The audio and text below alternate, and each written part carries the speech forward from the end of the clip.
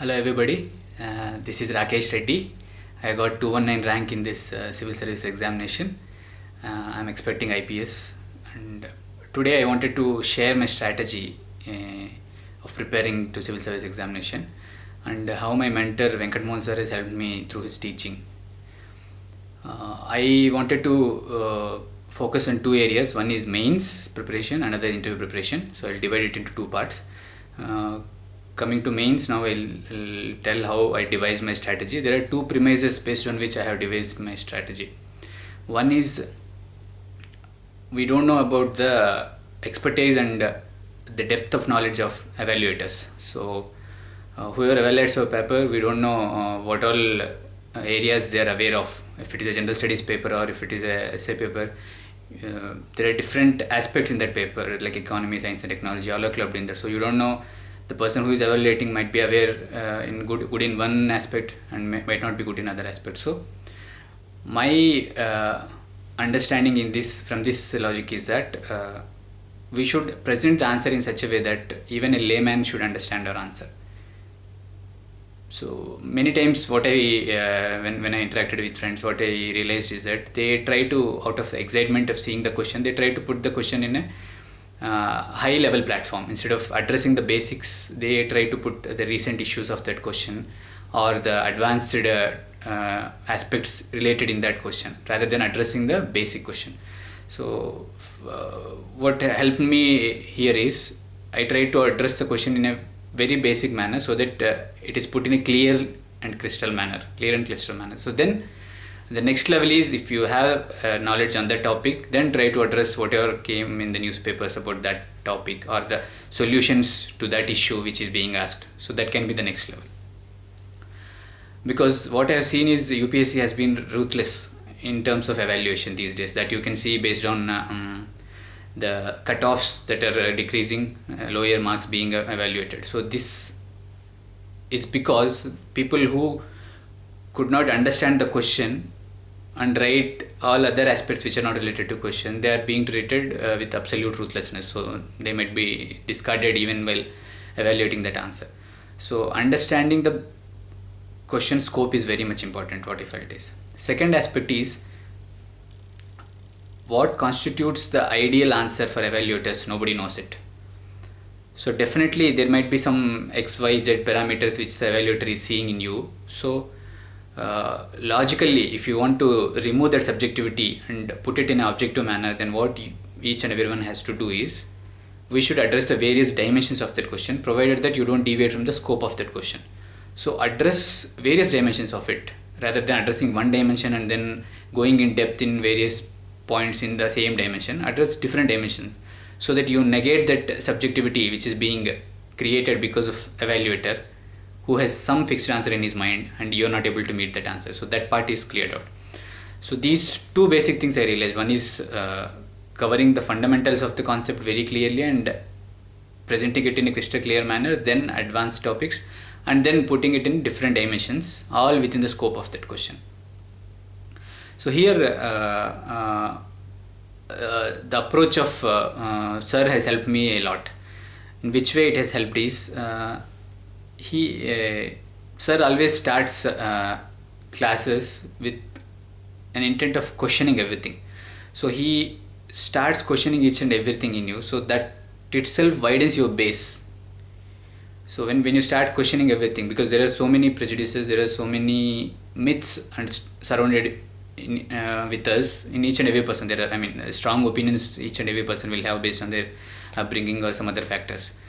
And we tend to think in that way only because of our conditioning. So how sir's approach helped is, he has shattered all those myths initially. It happened with me, and it happened with everybody who were students of the sirs.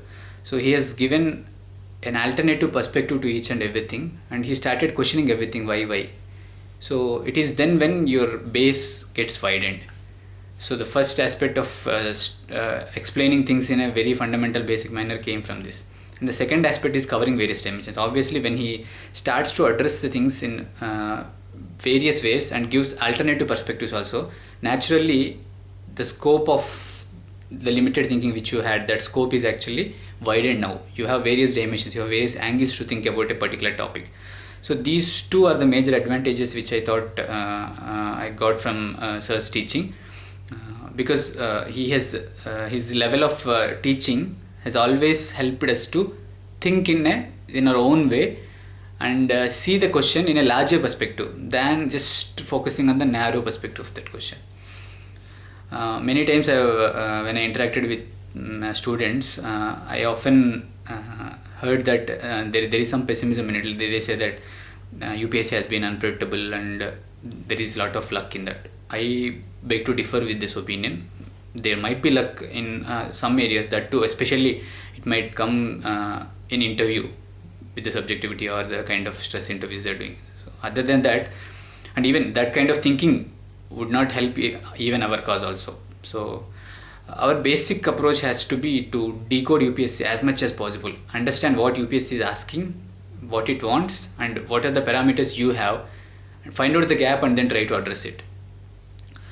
So my advice for the students is, just don't start reading everything. I mean, you understand what is your strength and what is your weakness, and what is the gap between what UPSC is asking and what you have now presently. So for that, what I advise is, there are only two authentic sources for us for everything to assume these things. One is previous year UPSC question papers, last few years of UPSC question papers. They are available to everybody. Second thing is, once you have written mains, you will get the marks of your mains. So these are the two authentic sources.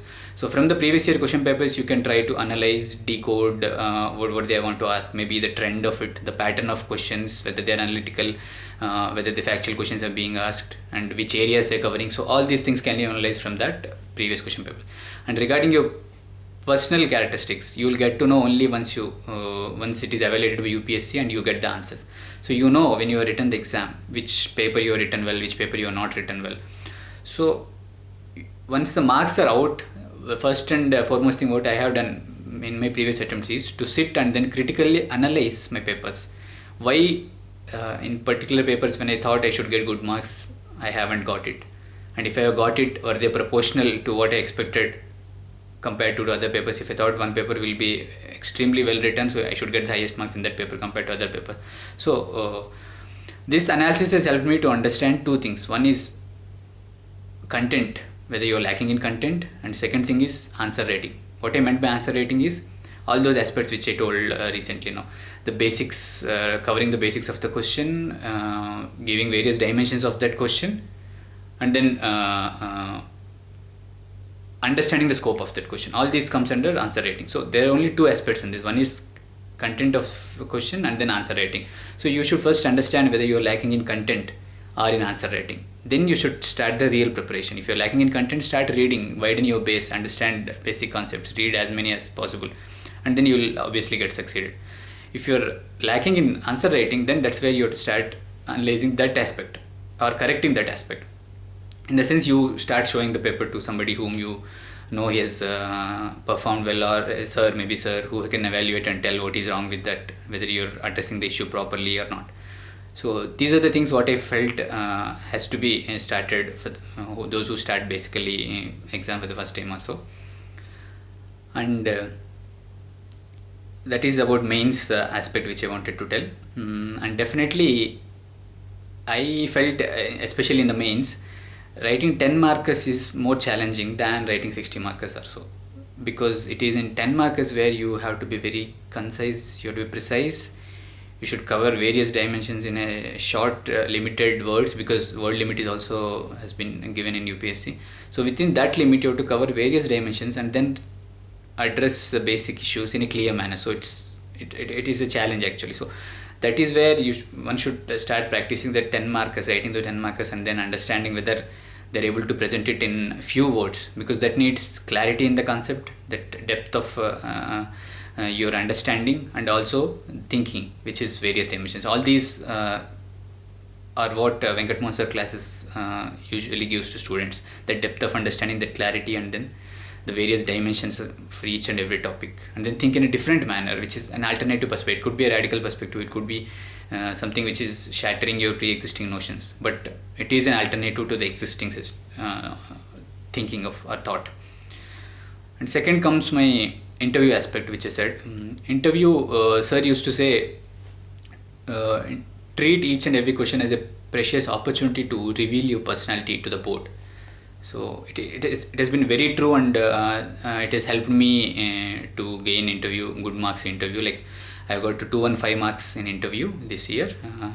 So this what worked for me is before preparing the interview, what I thought important is, because current affairs and other things you've been reading right from prelims, maybe 1 or more years, so you just need to brush on standard opinions or the recent newspaper articles. But major thing is work out on your hobbies, whatever you kept your hobbies, and think what are the good aspects which you want to showcase from your side to the board.